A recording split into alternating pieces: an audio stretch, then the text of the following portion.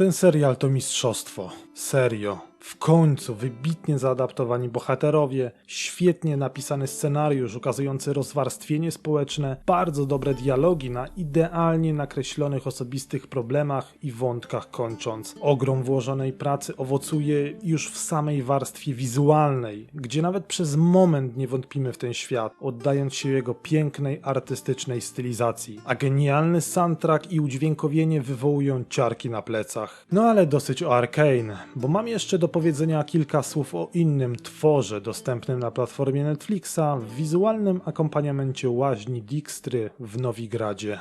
Początkowo miałem zamiar zrobić jeden skondensowany, porządny materiał w standardowej formie recenzji, ale sporządzona ilość notatek na tyle mnie przytłoczyła, iż postanowiłem podzielić to na dwie części. Rzeczy, które spodobały mi się w drugim sezonie Wiedźmina oraz drugi materiał, jak się zapewne domyślacie, obszerniejszy, o elementach tego show, które nie do końca przypadły mi do gustu. Łagodnie to ujmując. Oczywiście dla pełnej jasności to nie tak, że rzeczy, które uznałem za plusy tego sezonu są jednoznacznie dobre. Pomimo wątpliwych zalet to bynajmniej nie jest dobry serial. Jest co najwyżej przeciętny, a momentami naprawdę słaby, co wyłuszczę dokładnie w kolejnym takim materiale. Uderzający brak logiki, historia pisana w chaotyczny i nieciekawy sposób, słabe dialogi, czy często zerowe oddziaływanie emocjonalne na widza to tylko jedne z wielu problemów. A to i tak pomijając fakt, że jest to adaptacja Wiedźmina, bo gdy czasem podczas seansu sobie o tym przypomnimy, całość wypada jeszcze gorzej. Aby nie było w tej kwestii wątpliwości, oceniam ten sezon zarówno pod kątem autonomicznym w oderwaniu od książek, jak i również w konkretnych przypadkach w odniesieniu do procesu Sapkowskiego. W końcu mówimy tu o adaptacji, a one mają to do siebie,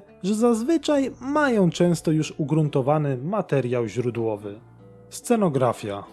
Drugi sezon zaczyna się de facto zaraz po zakończeniu pierwszego. Pole bitwy o wzgórze Sodden usiane jest masą trupów i bez większych problemów możemy dostrzec skalę bitwy. Widać tu włożoną pracę, choć przyznam, że miałem płonne nadzieje, iż to początek drugiej fazy tej bitwy otworzy ten sezon z przytupem, ale najwidoczniej większy budżet nie był na tyle większy. Wciąż jednak mowa o grubych milionach i widać to bardzo dobrze, zarówno po Kermoren, czy to gdy patrzymy na warownię ociekającą promieniami zachodzącego słońca, czy na niektóre jej wnętrza. Jest to bardzo ważna lokacja, więc miło, że twórcy przyłożyli się do tego aspektu. Ale poza warownią zyskały również miasta, szczególnie Cintra. Już widoki z góry lepiej ukazywały wielką skalę metropolii, a gdy wraz z bohaterami przemierzaliśmy ulicę Gorswellen, było widać tam włożoną pracę. Wiele pomniejszych miejsc, które odwiedzają nasi bohaterowie, również wyglądają lepiej, wyglądają naturalniej. Ogólnie rzecz ujmując, pomimo wielu kretynizmów i braku logiki, serial bez wątpienia zyskał pod kątem wizualnym. Jedynie ciągle ten lekko sztuczny filtr rzucony na obraz nie może mnie do siebie przekonać, ale to już jest znikomy problem.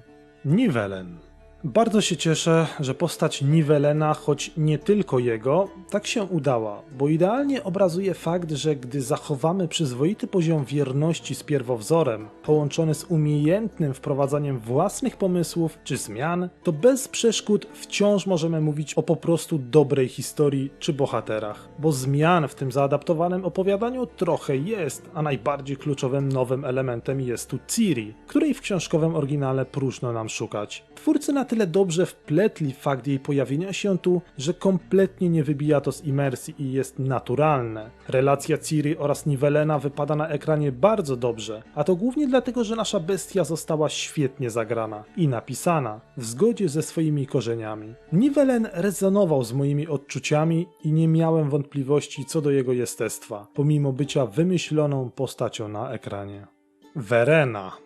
I tak jak Nivellen był ludzki, równie ludzkie emocje okazywała jego miłość, Verena. Nie bez powodu jest ona osobnym punktem na liście, bo zrobiła na mnie bardzo pozytywne wrażenie. Już samo jej horrorowe wejście zrobiło wrażenie, ale najważniejszy jest fakt, że jest postacią z krwi i kości. Jak sama powiedziała, bycie innym czyni cię potworem. Jej specyficzne ruchy, cera, ogólnie design wypada na ekranie bez zarzutu. Podobnie sprawa ma się z jej potwornymi umiejętnościami, szczególnie z falą dźwiękową. Bez trudu uwierzyłem w jej relację z Nivellenem i odbieram ją znacznie lepiej niżeli to, co scenarzyści próbują zrobić z Geraltem i Yennefer. Jest to o tyle zabawne, że prawie każda osoba, która zna sagę, będzie po stronie Yennefer. I dokładnie te same osoby nie przepadają za jej kreacją w serialu. W małym stopniu zapewne i sam nietrafiony Angaż się do tego przyczynia, ale przede wszystkim nie oszukujmy się, jej mizerne dialogi i słaba historia z drugiego sezonu.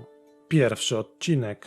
Bardzo dobre wplecenie Ciri tam, gdzie jej wcześniej w ogóle nie było. Świetna kreacja Nivellena, bardzo fajnie przedstawiona Verena i błyskotliwe dialogi Geralta z kosmatym stworem sprawiają, że pierwszy odcinek drugiego sezonu jest najjaśniejszym punktem całości. Co najgorsze, im dalej w las, on wręcz mnie razi swoim blaskiem. Albo scenarzyści po napisaniu jednego dobrego odcinka stwierdzili, że tyle wystarczy, Netflix i tak zapłaci, a publika to łyknie, albo to pisał ktoś zupełnie inny. Jest to również pewna przewrotna wada tego epizodu, bo daje nam on nadzieję. Nadzieję na to, że ten sezon wcale nie wygląda tak źle, jak ludzie mówią. Wizerunek elfów. Po pierwszym sezonie bałem się, że Netflix zrobi z elfów jakichś totalnych obdartusów i zepchnie ich na margines całej historii, ale bez wątpienia mają one swoją sporą rolę do odegrania. Kompletnie nie podoba mi się absurdalna motywacja do działania, wyciągnięta z dupy i Baba Jaga czy dziecko Franceski, ale po tych wydarzeniach chyba spokojnie możemy spodziewać się Dol Blatana. Ja jednak chciałbym powiedzieć tu o czymś innym, bardziej przyziemnym, czyli o ich designie. Strojach, fryzurach, broni, karawanie, którą widzimy na ekranie, widać przez moment, że faktycznie mamy do czynienia z elfami. Gdyby tyle samo pracy włożono w Brokilon oraz Driady, śmiem twierdzić, że pewnie byłbym nawet zadowolony. Kreacja Wesemira. Co jak co, ale gdy na ekranie mamy Wesemira, wchodzącego w reakcję z Geraltem, Triss czy nawet Ciri, to wygląda to tak, jakby twórcy czasem faktycznie wiedzieli, co robią. Mamy ciekawe dialogi, jako fan uniwersum pomimo różnic czuję, że jest to bohater, którego znam. Widzimy, że zależy mu na swoich podopiecznych, tylko że również w tym momencie zaczyna się w moim przypadku pewien problem z odbiorem jego osoby. Papa Wesemir nie poszedłby na żaden układ wyciągania mutagenu z Ciri, a tym bardziej podawania go jej, czy innym ewentualnym nowym podopiecznym. Po prostu stoi to w sprzeczności z jego charakterem, z tym jak zależało mu na jego przyszywanych dzieciach. Niemniej od strony wizualnej czy gry aktorskiej oceniam ten występ wyjątkowo pozytywnie. Triss. Nasza kochana Triss Merigold, 14 ze wzgórza, której bez wątpienia zdecydowanie bardziej do twarzy w nowych włosach. Tylko sam fakt tej zmiany ma już nieco mniejszy sens poza przypodobaniu się fanom. W książce miałoby to wyjaśnienie z powodu jej spalonych włosów po bitwie o wzgórze Sodden. Ale nie jest to na pewno coś, czego bym się w praktyce czepiał. Zachowali jej blizny i fakt, jak się ubiera, ale znacznie ważniejsze jest to, jak ją odbieramy od strony charakterologicznej, jak została zagrana. A tutaj dostrzegam sporą poprawę, bo jak nie byłem jej fanem po pierwszym sezonie, a miałem jeszcze małe powody do wstawiania się za Yen, to aktualnie sytuacja diametralnie się zmieniła. Samo przybycie Triss do warowni miało w sobie więcej klimatu, fajnych dialogów i poszanowania dla źródła, niżeli cała kreacja w tym sezonie. Kolacja w Kermoren i chemia pomiędzy Triss i Geraltem, jej interakcje z Ciri czy Wesemirem wypadają naturalnie i po prostu czułem do niej sympatię. Słowem, moim zdaniem Triss bardzo zyskuje w tym sezonie. Fanatyzm Stregobora. Stregobor w samych książkach miał jedynie swoje 5 minut, ale w tym przypadku twórcy mieli na niego inny pomysł. Nie lubiłem Stregobora i w zasadzie cały czas nie lubię, ale nie dlatego, że w ogóle nie powinno go tam być, czy że jest tragicznie napisany, ale dlatego, że właśnie tak został napisany, czyli scenarzyści po prostu nie zawiedli. Miał fajny moment, gdy przybliżał historię Falki i uważam, że całkiem dobrze umotywowano jego obsesję, czy też i być może chęć zemsty, aby na kontynencie nie powtórzyła się sytuacja, w której może powrócić ktoś pokroju Falki, która, przypomnijmy, zniszczyła pierwszą siedzibę ludzkich czarodziejów i obcięła Stregoborowi dłonie. Jeśli chcecie przypomnieć sobie jej losy, to odsyłam do innego mojego materiału. Kreacja Dijkstry. Porządnie zbudowany chłop. Wyczuwa spiski na mile, co też pokazuje ratując Vizimira, ma swoich szpiegów, jest bez wątpienia inteligentny. Można się doszukiwać różnic, ale Dijkstra bez cienia wątpliwości jest według mnie plusem tego sezonu. Dobrze odegrana rola, gdzie aktor jak i scenarzyści mają jakiś pomysł na niego. I tym oto prostym sposobem dostajemy po prostu ciekawego bohatera z krwi i kości. Filipa Eilhart.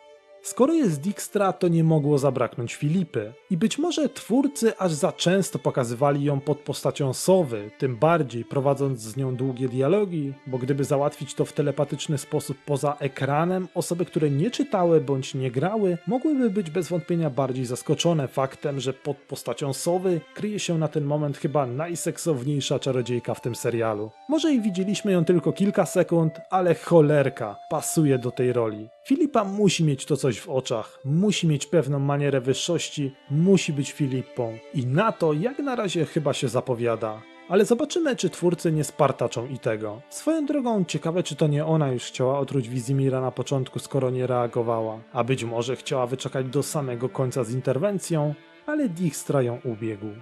Kreacja Riensa.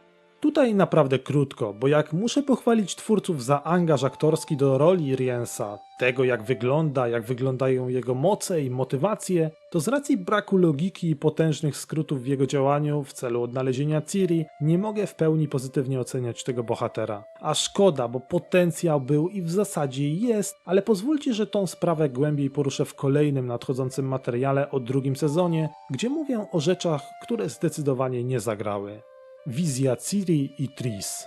Lara Dorren odegrała niezmiernie ważną rolę w historii ludzi, elfów, starszej krwi, dlatego też cieszy fakt, w jaki sposób nam ją pokazali. Ten moment wizji Ciri, której towarzyszyła Triss, jest chyba, jeśli tak w ogóle mogę powiedzieć, jednym z moich ulubionych tego sezonu, bo nie tylko dowiadujemy się tam fajnych, istotnych rzeczy, ale dowozi on wizualnie. Bracia Michelet.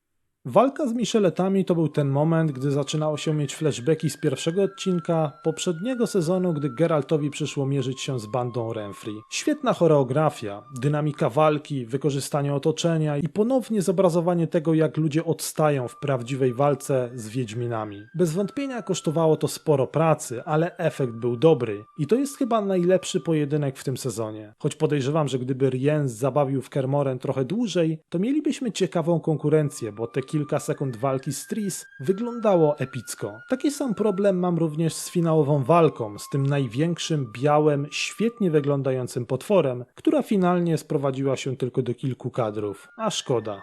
Geralt i Jaskier.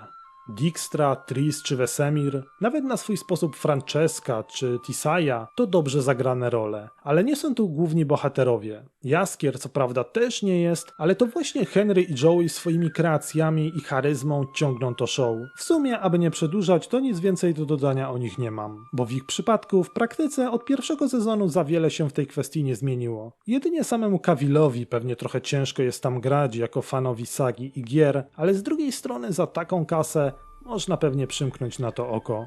Dziki Gon.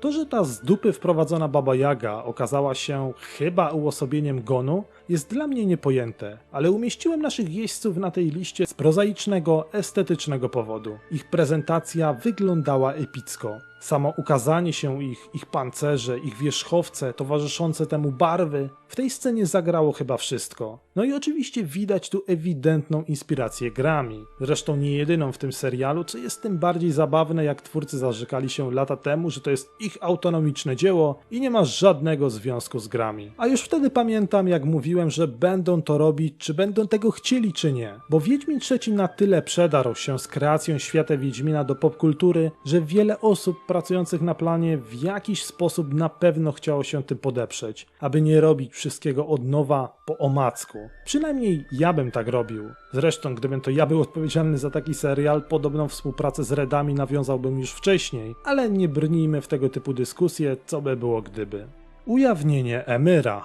Spore grono odbiorców tego serialu nie zna zarówno książek, jak i gier. W końcu, jak widzimy po opiniach, są i osoby, którym podoba się ten sezon. Ale szczególnie właśnie ze względu na gry, sam fakt, że to Emyr jest ojcem Ciri, przedostał się już do ogólnej świadomości sporego grona fanów, więc ukrywanie tego, trzymanie tego jako jednej z największych niewiadomych mogłoby być bezcelowe, bo i impact samego odkrycia tych kart jako coś kulminacyjnego byłby bez wątpienia mniejszy. Tym bardziej biorąc pod uwagę fakt, ile jeszcze potencjalnych lat czy sezonów może trwać ten serial, a z racji, iż saga jest ukończona, dochodzi fakt, że wiele osób zapewne zapozna się już z samymi książkami. Ta informacja po prostu zaczęłaby coraz mocniej krążyć wśród fanów tego serialu. Tak oto prezentowałaby się lista rzeczy, które wypadły moim zdaniem pozytywnie na tle całego drugiego sezonu. Zapewne znalazłoby się jeszcze kilka pomniejszych jakichś akcentów, ale to już jest mniej istotne. Niedługo na kanale pojawi się również drugi wspomniany już materiał, w którym skupię się natomiast na negatywach, na elementach, które dla mnie nie wypaliły. Tymczasem dziękuję serdecznie za oglądanie, pozdrawiam i do usłyszenia. O valley of plenty, O valley of plenty, oh. Toss a coin to your witcher, a friend of you